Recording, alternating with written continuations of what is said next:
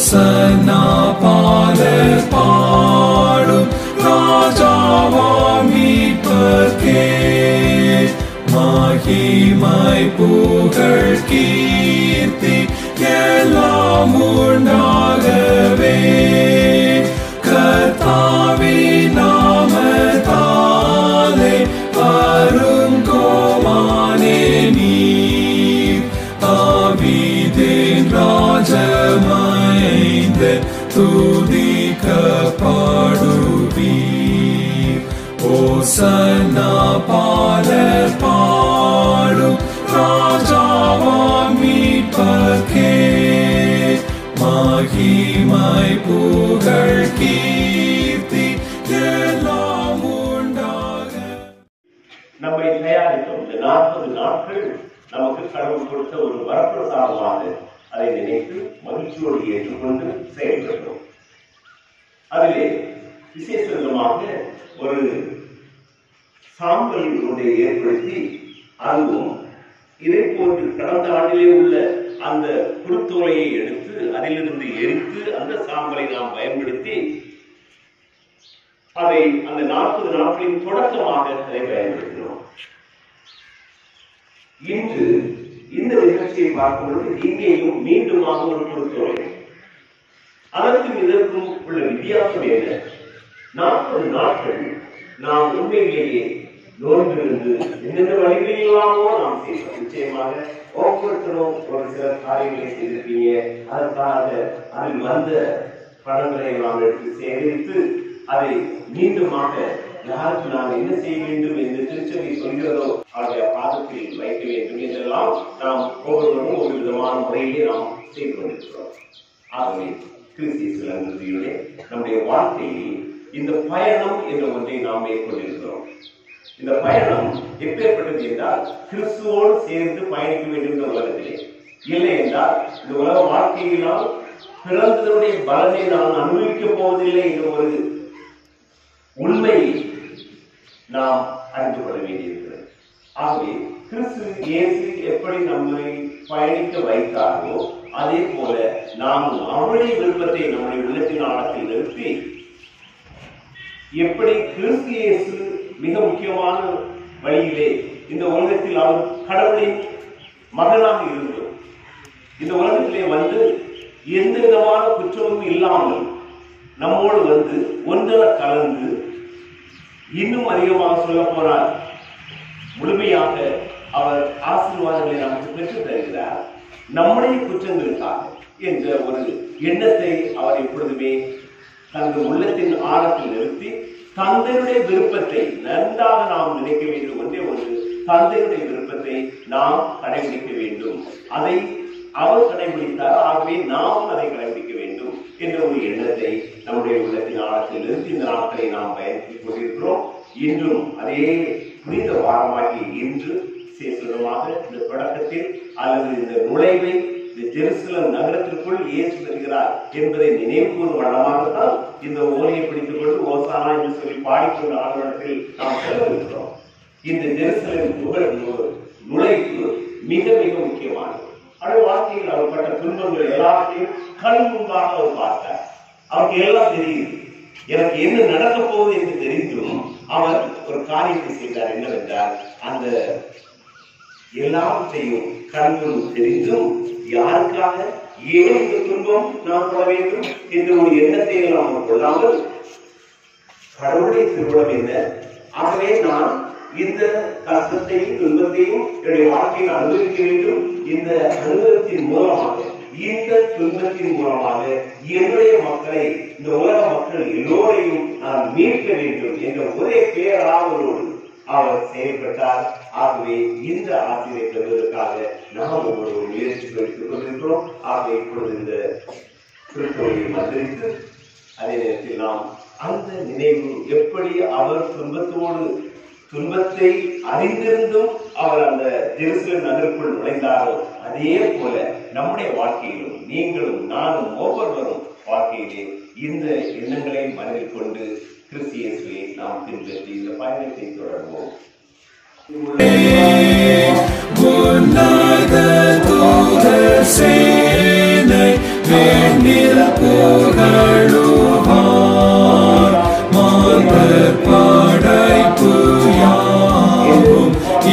இசைந்து போற்றுவார்.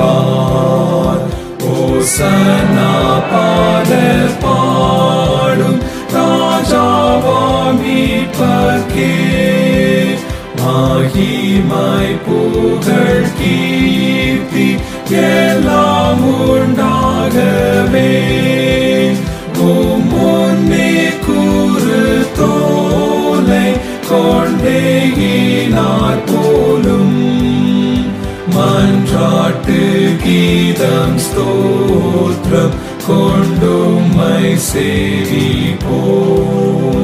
ஓசன்னா பாடல் பாடும் ராஜாவாம் மீட்பர்க்கே மகிமை புகழ் கீர்த்தி எல்லாம் உண்டாகவே. நீர் பாடு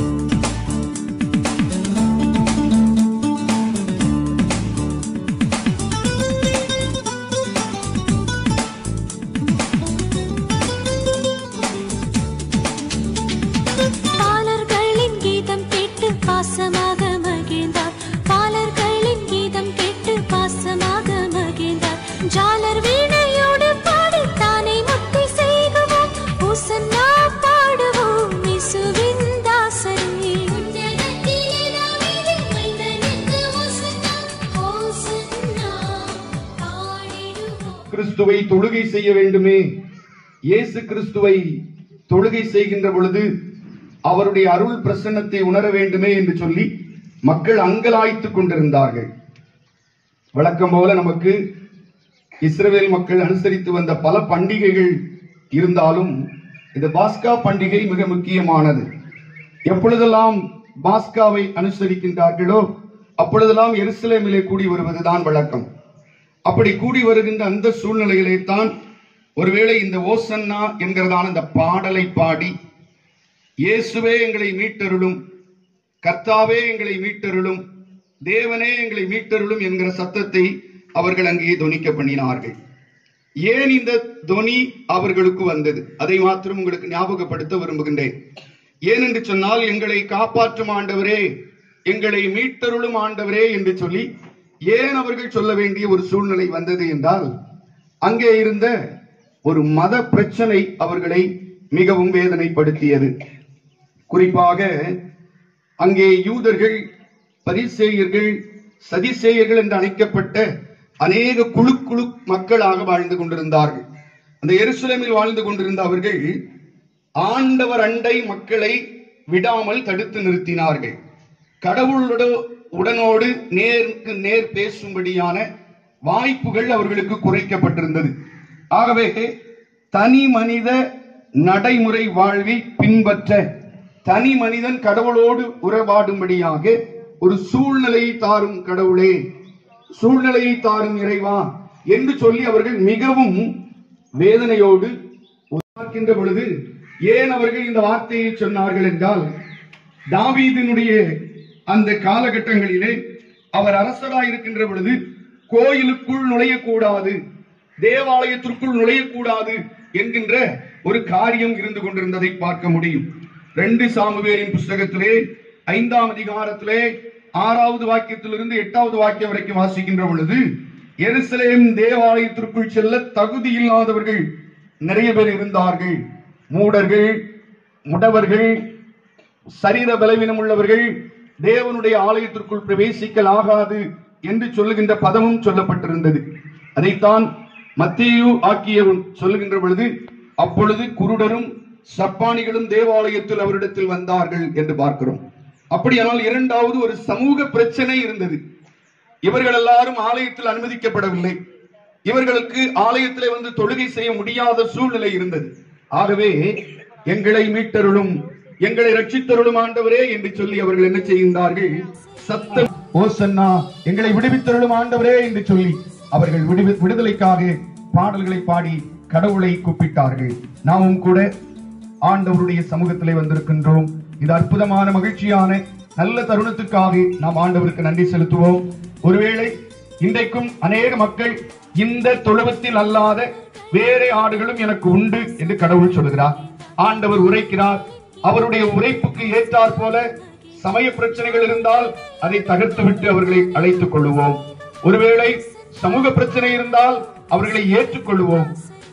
அது மாத்திரமல்ல, இது ஆலயம், இது பரிசுத்தமான இடம், இது பணத்திற்கானதல்ல, செல்வத்துக்கானதல்ல, பெரும் செல்வந்தர்களுக்கானது மாத்திரமல்ல, ஏழைகளுக்குமானது என்பதை உணர்வோம். கிறிஸ்துவின் அன்பை பறைசாற்றுவோம். ஓசன்னா, எங்களை ரட்சித்தருளும் ஆண்டவரே என்று சொல்லி அவரை நோக்கி பார்ப்போம். ஆண்டவர் நம்மை ஆசீர்வதித்து மேன்மைப்படுத்துவாராக. ஆமென்.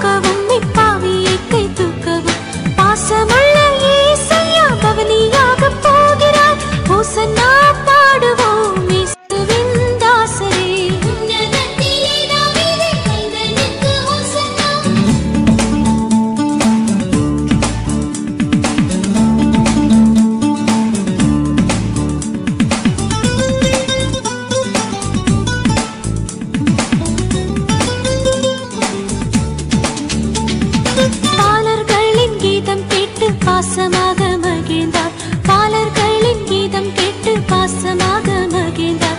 ஜாலர் வீணை